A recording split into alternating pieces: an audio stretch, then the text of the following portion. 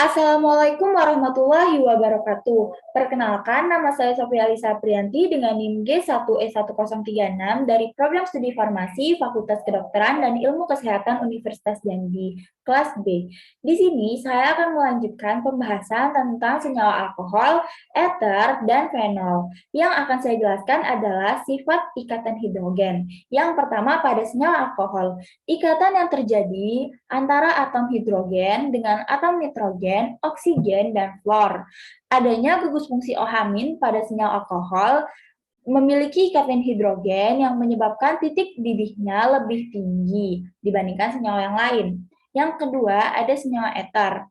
Ikatan yang terjadi pada senyawa eter adalah daya dipol-dipol dan memiliki ikatan jauh lebih lemah daripada ikatan hidrogen lain. Yang ketiga, pada senyawa fenol. Fenol dapat membentuk ikatan hidrogen yang titik didih dan titik leburnya lebih tinggi dibandingkan senyawa aromatik pada senyawa lain yang nilai MR-nya sebanding. Dan senyawa fenol dapat membentuk ikatan hidrogen dengan air serta kelarutan yang lebih tinggi dibandingkan senyawa yang lain. Sifat keasaman dari senyawa alkohol dan fenol. Alkohol dan fenol sering disebut sebagai alkohol aromatik mempunyai rumus struktur ROH, di mana pada alkohol atau alkohol alifatik, R adalah gugus alkil, sedangkan perbedaannya pada senyawa fenol adalah gugus R-nya adalah gugus aril atau benzena yang kehilangan satu atom. Biasa disebut sebagai C6H5. Fenol atau fenyl alkohol mempunyai substituen pada kedudukan orto, meta, maupun para. Fenol berguna dalam sintetis senyawa aromatis yang terdapat di dalam batu bara. Turunan dari senyawa fenol adalah fenolat dan banyak terjadi secara alami sebagai flavonoid, alkaloid, dan senyawa fenolat yang lain. Contohnya senyawa fenol adalah eugenol atau minyak pada cengkeh. Di dalam senyawa fenol, gugus OH- terikat pada karbon yang memiliki bagian langsung dari cincin aromatik. Alkohol dan fenol memiliki kemiripan dalam beberapa hal, tetapi terdapat perbedaan yang cukup mendasar sehingga kedua kelompok senyawa ini dianggap sebagai kelompok gugus fungsi yang berbeda. Salah satu perbedaan utama adalah fenol bersifat jutaan kali lebih asam dibandingkan dengan senyawa alkohol. Penambahan sejumlah larutan natrium hidroksida ke dalam senyawa fenol dapat menyebabkan gugus OH- dalam molekul terdeprotonasi. Hal ini tidak akan terjadi pada senyawa alkohol. Karena senyawa alkohol mempunyai sifat yang lebih menyerupai air, yaitu bisa larut dalam suasana basah maupun asam. Berikut adalah nilai tetapan keasaman beberapa alkohol. Berdasarkan dengan nilai pKa pada tabel tersebut terlihat metanol sedikit lebih asam dari air dan air lebih sedikit asam dari etanol. Kemudian terlihat juga semakin panjang rantai hidrokarbonnya, kecenderungan sifat asam yang semakin lemah. Tetapi berbeda halnya dengan fenol dengan pKa 10 yang memiliki sifat keasaman lebih kuat daripada alkohol lainnya seperti sikloheksanol dengan pKa 18, di mana ion hidrogen dari fenol dapat melepaskan diri dari gugus OH- dan mentransfer ke suatu basa, misalnya kepada air, dalam air. Kemudian kita akan membahas sintesa dari senyawa alkohol. Yang pertama ada reaksi adisi Grignard. Reagen Grignard dibuat dengan cara mencampurkan logam magnesium dengan alkil halida atau haloalkana. Atom magnesium akan menempati posisi di antara gugus alkil dan atom halogen X dengan rumus umum Rx ditambah Mg menjadi RMgX. Yang kedua, ada sintetis dari formaldehida. RMGBr ditambah O rangkap 2H, rangkap 2C menjadi RCH2OH. Dari pernyataan tersebut menunjukkan bahwa sintesa alkohol yang dihasilkan dari formaldehida dan reagen Grignard, alkoholnya dapat dihasilkan menjadi alkohol yang berjenis primer. Yang ketiga ada sintetis dari keton. Dapat dilihat reaksinya tersebut. Dari reaksi tersebut dapat dihasilkan senyawa keton dan reagen Grignard. Alkohol dapat dihasilkan yang berjenis alkohol tersier. Yang keempat ada sintesis dari ester. Dari sintesis alkohol menjadi ester, dengan reaksi reduksi, ester dapat terhidrolisa menjadi alkohol dan asam karboksilat. Kemudian ada sintesis dari mereduksi asam karboksilat. Dari sintetis alkohol dan asam karboksilat dapat dilakukan dengan reaksi reduksi. Selanjutnya, dengan cara menghidrasi alkena. Air bisa kita tambahkan ke dalam suatu alkena untuk memutus ikatan rangkap yang ada membentuk senyawa alkohol. Pada reaksi ini berlaku aturan Markovnikov di mana produk alkohol yang dihasilkan ada dua buah. Dari dua buah alkohol ini, salah satunya melimpah dan yang lainnya hanya sedikit yang dihasilkan. Selanjutnya ada mereduksi aldehid atau keton. Kedua senyawa ini paling baik direduksi menggunakan senyawa kompleks hidrida logam seperti litium aluminium hidrida atau LiAH4 atau natrium borohidrida atau NaBH4. Berikut adalah contoh dari reaksinya. Ada reaksi dengan aldehid ataupun reaksi dengan keton. 2. Struktur dan ikatan dari eter. Eter memiliki ikatan COC yang bersudut sekitar 110 derajat dengan jarak CO sekitar 140 pm.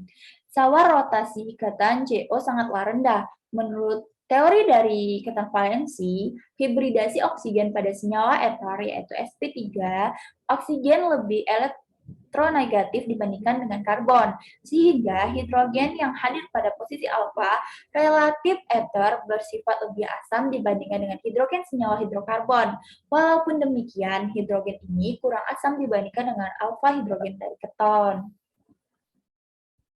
Struktur serupa yang dengan eter. Eter tidak boleh disamakan dengan gugus-gugus sejenis berikut. Yang benar, struktur serupanya adalah ROR.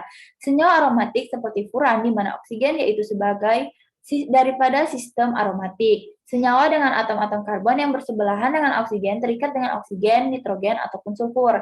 Ether atau RC rangkap 2O, OR eksternal atau RCH dalam kurung OR aminal atau RCH dalam kurung NHR, OR, dan anhidrida RC dalam kurung rangkap 2O, OC rangkap 2O, dan R.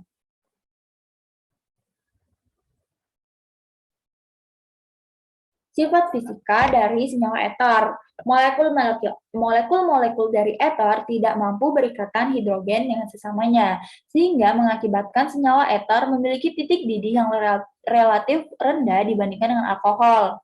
Eter bersifat sedikit lebih polar karena sudut ikatan COC eter yaitu 110 derajat, eter lebih polar daripada alkena, namun tidak sepolar alkohol, ester maupun amida. Eter mampu dipisahkan secara sempurna melalui reaksi destilasi. Eter siklik seperti tetrahidrofuran dan 1,4 dioksana sangat larut dalam cairan karena atom oksigennya lebih terpapar ikatan hidrogen dibandingkan dengan eter-eter alifatik pautannya. Reaksi dari eter ada yang pertama adalah pembelahan eter. Eter mampu dibelah oleh asam-asam mineral seperti asam bromat dan asam iodat. Asam klorida hanya membelah eter dengan sangat lambat. Metil eter umumnya akan menghasilkan metil halida. Beberapa jenis eter mampu terbelah dengan cepat menggunakan boron tribomida dan menghasilkan alkil bromida. Pembentukan peroksida. Eter primer dan sekunder dengan gugus CH di sebelah oksigen eter mampu membentuk peroksida. Misalnya di eter peroksida. Reaksi ini memerlukan oksigen dan dipercepat oleh cahaya katalis logam dan aldehida. Peroksida yang dihasilkan mampu meledak. Oleh karena itu, diisopropil eter dan tetrahidrofuran jarang digunakan sebagai pelarut. Yang ketiga ada sebagai basa Lewis. Eter mampu berperan sebagai basa Lewis maupun basa Bronsted. Asam kuat mampu memprotonasi oksigen dan menghasilkan ion ionium. Contohnya adalah dietil ether mampu membentuk kompleks dengan boron trifluorida yaitu dietil eterat atau BF3OET2. Ether juga berkoordinasi dengan Mg dalam kurung 2 dalam reagen Grignard. Polieter misalnya ether mahkoya mampu mengikat logam dengan sangat kuat. Sintesis dari ether. Yang pertama adalah dehidrasi alkohol. 2ROH menjadi ROR ditambah H2O. Reaksi ini memerlukan temperatur yang tinggi. Reaksi ini dikatalisis oleh asam, biasanya bersifat sulfat. Cara ini efektif untuk menghasilkan ether simetris, namun tidak mampu digunakan sebagai penghasil ether tak simetris.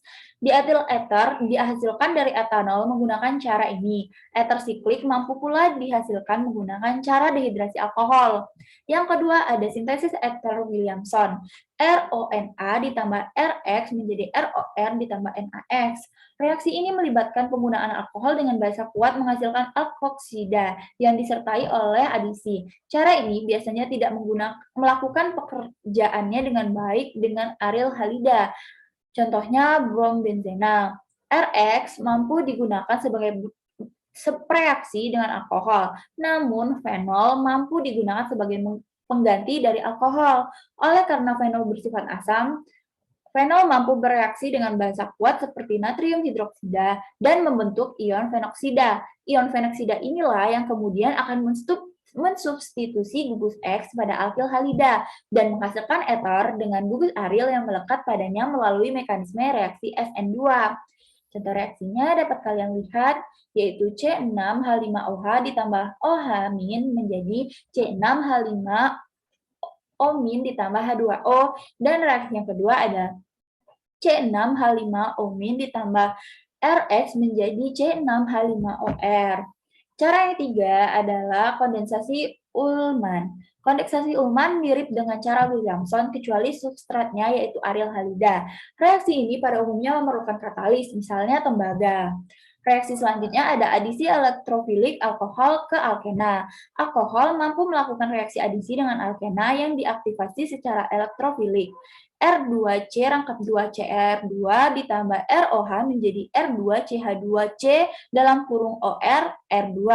Katalis asam diperlukan agar reaksi ini mampu berlanjut. Biasanya merkuri trifluorosetat atau Hg dalam kurung OCOCF3 digunakan sebagai katalisnya. Reaksi selanjutnya adalah pembuatan epoksida. Epoksida biasanya dibuat melalui oksidasi alkena. Epoksida sangat penting dalam induksi yaitu etil oksida yang dihasilkan melalui oksidasi etilena dengan oksigen. Epoksida pautannya mampu dihasilkan melalui dua cara, yaitu yang pertama adalah cara melalui oksidasi alkena dengan peroksi asam seperti asam metakloroperoksibenzoat atau MCPBA. Ya, kalau cara yang kedua adalah melalui substitusi nukleofilik intramolekuler halohibrin. Kemudian selanjutnya ada sintesa dari senyawa fenol. Yang pertama ada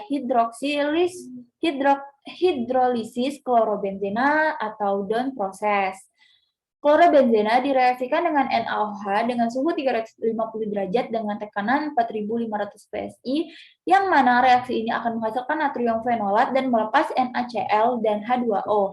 Natrium fenolat inilah yang akan direaksikan dengan asam dan akan membentuk senyawa fenol. Yang kedua, fenol dari kumena.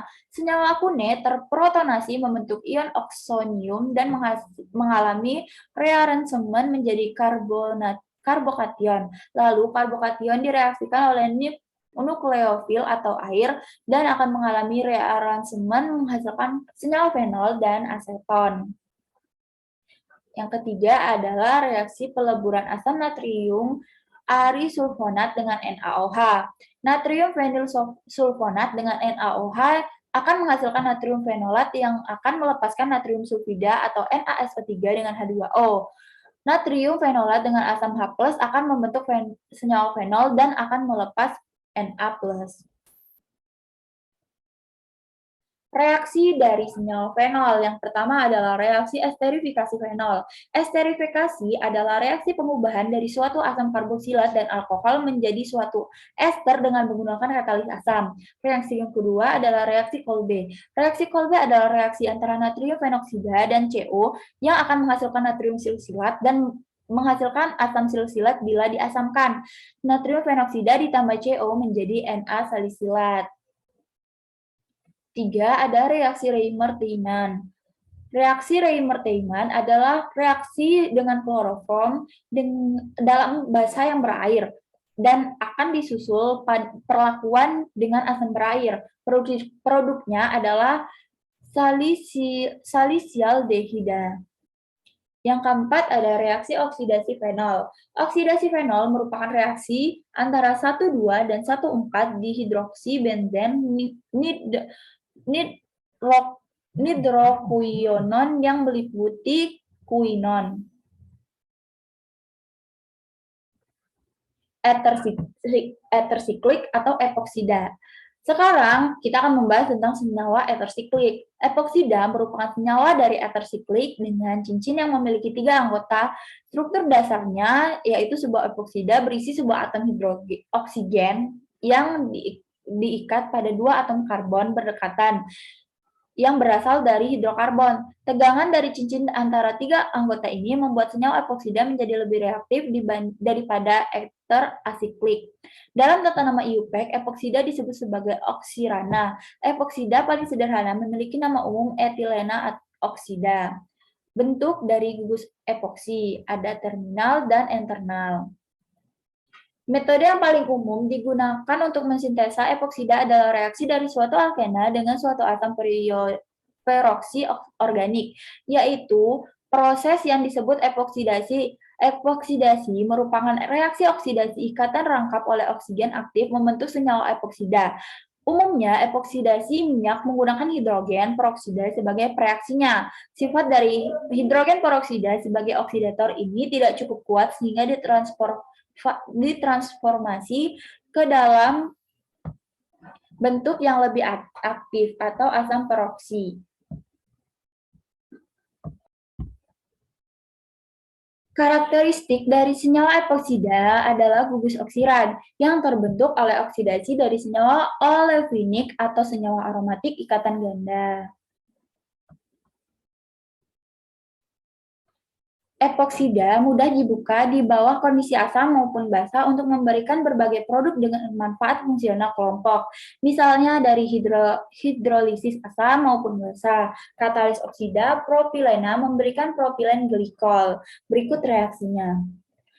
Epoksida merupakan gugus yang sangat reaktif, terutama dalam larutan asam karena akan menaikkan kecepatan pembukaan cincin oksida dengan cara protonasi kepada atom dan berinteraksi dengan berbagai macam reagen nukleofilik oksigen. Karena kereaktifan yang tinggi dari cincin oksigen, epoksida dapat berlaku sebagai bahan baku untuk sintesis berbagai macam varietas kimia seperti alkohol, glikol, alkanolamin, komponen karbonil, komponen dari olefin, dan polimer seperti poliester, poliuretan, dan resin epoksi. Berikut dapat dilihat reaksi-reaksi dari epoksida. Dapat kita ketahui bahwa epoksida merupakan gugus fungsional pengalkilasi yang berpotensi membuatnya sangat beracun. Ini yang pertama ada reaksi oksidasi epoksida dari dapat mengalami pembukaan cincin sehingga dihasilkan 1,2 diol. Contohnya dapat dilihat. Yang selanjutnya ada reaksi tiol. Gugus tiol merupakan gugus sulfur hidroksil atau OH- yang ditemukan pada alkohol. Oleh karena sulfur oksigen berada dalam golongan tabel periodik yang sama, ia memiliki sifat-sifat ikatan yang mirip. Contohnya alkohol. Secara umum ia akan terdeprotonasi membentuk RS yang disebut sebagai tiolat dan secara kimiawi lebih reaktif daripada bentuk tiol dan terprotonasi RSH. Kimia tiol berhubungan dengan kimia alkohol. Tiol membentuk tioester. tioasetal, dan tioester yang beranalogi dengan ester, asetal, dan ester. Lebih jauh lagi, pustiol dapat bereaksi dengan alkena dan dapat membentuk tioeter. Reaksi selanjutnya adalah reaksi sulfida. Sulfida merupakan basa kuat sehingga larutan sulfida dalam air bersifat asam karena mengalami hidrolisis. Larutan sulfida mengeluarkan bau telur busuk yang khas. 2S sebagai hasil hidrolisis.